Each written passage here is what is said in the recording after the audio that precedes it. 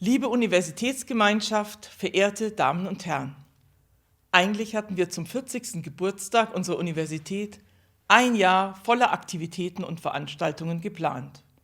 Krönender Abschluss sollte der Dies Academicus sein. Den Festtag der Universität begehen wir traditionell um den 25. November, Gedenktag unserer Universitätspatronin, der heiligen Katharina von Alexandrien. Der Dies Academicus, er bietet jedes Jahr die Möglichkeit zu zeigen, welche positive Entwicklungen die KU genommen hat, welche herausragenden Leistungen Nachwuchswissenschaftlerinnen und Wissenschaftler erbringen, aber auch, wie wichtig uns Begegnung, gegenseitige Wertschätzung, Musik, Kunst und so vieles mehr sind. Nun kann ich Sie in diesem besonderen Jahr nur per Video herzlich grüßen und ich nutze die Gelegenheit auch für einen kurzen Rückblick. Vielleicht ist es ja ein Zeichen der Vorsehung, dass wir unseren runden Universitätsgeburtstag in einem Jahr feiern, in dem die Gesellschaft einen so tiefgreifenden Einschnitt erlebt. Denn die Corona-Pandemie hat uns vor Augen geführt, wie sehr es für die gesellschaftlichen Herausforderungen auch die Beteiligung von Wissenschaft braucht und wie wichtig es dabei ist, eine gemeinsame Sprache zu finden. Sie mögen im ersten Moment vielleicht an die Virologen denken oder an Forscherinnen und Forscher, die mit Hochdruck einen Impfstoff entwickeln. Doch der Diskurs in den letzten Wochen und Monaten beschränkte sich keineswegs auf medizinische Themen. An der KU konnten wir erleben, dass gerade auch die Expertise von Ökonominnen und Politikwissenschaftlern, von Psychologinnen, Theologen und Bildungsexperten gefragt ist, wenn es gilt, die Auswirkungen der Pandemie zu verstehen. Unsere Wissenschaftlerinnen und Wissenschaftler publizieren Fachbeiträge und gaben unzählige Interviews, etwa zu Fragen der Logistik und Versorgung in der Krise, zu steuerpolitischen Implikationen oder den Folgen der Schließung von Schulen und Kitas. Psychologinnen und Soziologen wurden angefragt, die Auswirkungen des Social Distancings einzuordnen. Die Journalistik nahm die Corona-Berichterstattung kritisch in den Blick und Vertreter der Lehrerbildung und Pädagogik gaben Tipps zur Gestaltung des Schulalltags zu Hause. Das Zentralinstitut für Ehe und Familie erstellte einen Ratgeber zum Umgang mit Isolation, Quarantäne und Fernbeziehungen. Es wurden solche praktischen Herausforderungen behandelt, aber auch die großen Fragen des Verhältnisses von Demokratie, Solidarität und neuen Verantwortungen. Die KU will einen Dienst am Gemeinwohl leisten, indem sie Herausforderungen von Politik, Wirtschaft, Kultur, Religion und Umwelt ergründet und darauf reagiert. Dieses Zitat, Sie haben es vielleicht erkannt, stammt aus unserem neuen Leitbild, das wir partizipativ erarbeitet und in diesem Frühjahr veröffentlicht haben. Die Corona-Krise zeigt eindrucksvoll, dass eine Universität wie die KU mit ihrem geistes- und sozialwissenschaftlichen Fächerspektrum und ihrem katholischen Proprium einen starken Beitrag dafür leistet, dass die Wissenschaft in einer Zeit voller Fragen und Unsicherheiten Orientierung gibt. Diesen Dienst an der Gemeinschaft haben wir fest im Blick. Dieser Verantwortung stellen wir uns.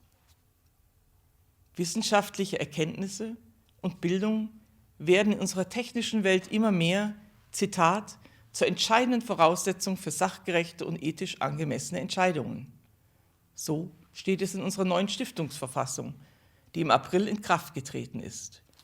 In Anbetracht eines sich rasch wandelnden bildungs- und hochschulpolitischen Umfelds gibt die novellierte Stiftungsverfassung der KU für ihre künftigen Entwicklungen einen angemessenen und förderlich hohen Grad an wissenschaftsgeleiteter Selbstständigkeit. Ich danke dem Stiftungsrat und seinem Vorsitzenden Prof. Dr. Peter Beer für die konstruktive Zusammenarbeit und das große Vertrauen in die Entwicklung und Qualität der Universität, welches unser kirchlicher Träger damit erneut unter Beweis stellt. Gemeinsam werden wir die neue Stiftungsverfassung nun umsetzen. Dazu gehört auch die Etablierung einer neuen Berufungskultur. Wissenschaftliche Exzellenz wird dabei weiterhin selbstverständlich im Fokus stehen, aber eben auch Haltung und Werte, Führungskultur und das Commitment zur katholischen Universität und deren gesellschaftlicher Aufgabe. Wie Sie wissen, verfolgt die KU mit Nachdruck das Ziel einer Vollmitgliedschaft in der Deutschen Forschungsgemeinschaft. Wir sind auf einem guten Weg, Die neue Stiftungsverfassung ist ein Baustein, genauso die Erfolge in der Forschung. Im Rahmen der Hightech-Initiative der Bayerischen Staatsregierung hat die KU dieses Jahr den Zuschlag für eine Professur für künstliche Intelligenz erhalten. Zusammen mit 3 Stiftungsprofessuren der Stadt Ingolstadt im Bereich angewandte Mathematik und 7 Tenure-Track-Professuren im Bereich Digitalisierung wachsen neue Schwerpunkte in Zukunftsfeldern. Dabei werden wir ein besonderes Augenmerk darauf richten, wie eine am Menschen ausgerichtete, orientierte Gesellschaft aussehen kann und soll. Herausheben möchte ich auch den Zuschlag für das erste von der DFG finanzierte Graduiertenkolleg. Dank der Fördersumme von 3 Millionen Euro werden in den kommenden Jahren 20 Doktoranden und Postdocs im Bereich Practice in Place, soziokulturelle Praktiken und epistemische Konfigurationen forschen. Ich gratuliere den Antragstellerinnen und Antragstellern aus mehreren Fakultäten zu diesem großartigen Erfolg. Ich könnte noch viele Drittmittel- und Verbundprojekte nennen, die in diesem Jahr eingeworben wurden.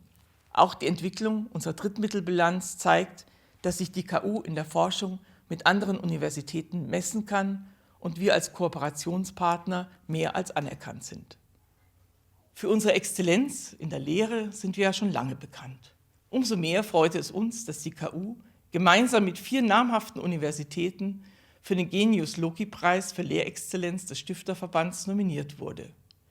Dass wir die Lehre auf hohem Niveau auch in digitalen und hybriden Formaten umsetzen konnten, haben wir in diesem Jahr unter Beweis gestellt, obwohl unser normaler Lehr-, Lern- und Arbeitsalltag von der persönlichen Begegnung und dem engen Austausch von Dozierenden und Studierenden geprägt ist.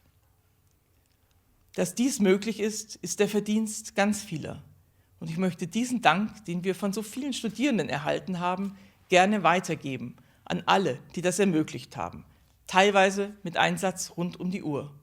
Dozentinnen und Dozenten, Mitarbeiterinnen und Mitarbeiter in Bibliothek, Rechenzentrum, Verwaltung und Campusmanagement, an die Corona-Taskforce und nicht zuletzt an mein Team in der Hochschulleitung.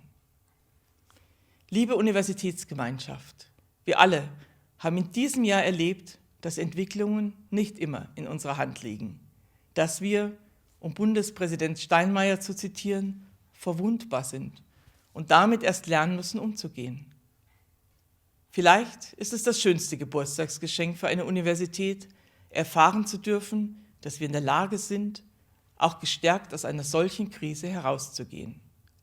Wir tun dies mit Mut und Zuversicht und in der Gewissheit, dass wir als starke Gemeinschaft aus Lehrenden und Forschenden, Studierenden und allen Mitarbeitern und Mitarbeitern auch in Zeiten großer Herausforderungen die Zukunft der Katholischen Universität Eichstätt-Ingolstadt erfolgreich gestalten.